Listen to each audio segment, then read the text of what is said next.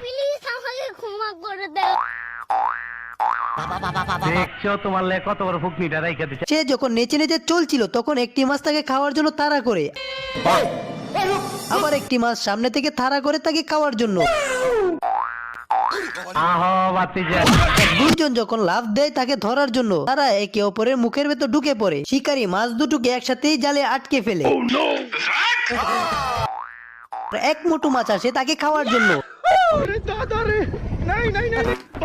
তাকেও শিকারী বন্দি করে ফেলে। মাছটি মুঠো হতে জালটি ছিঁড়ে যায়। এক ঘুমন্ত মাছকে সে গান শোনাচ্ছিল। আরে এই মাছ তো ঘুমাইতেছে না, সে তো অভিনয় করতেছে। সে যখন মাছটিকে পরীক্ষা করতে যায়, জালটি ছিঁড়ে যাওয়ার কারণে এই মাছটিকে সে জালে আটকাতে পারেনি, বরং সে পোকাকে খেয়ে ফেললো। এই লোকটি মাছটি ধরে তার পেট থেকে পোকাটিকে বের করে তাকে চিকিৎসা দিয়ে সুস্থ করে ফেলে।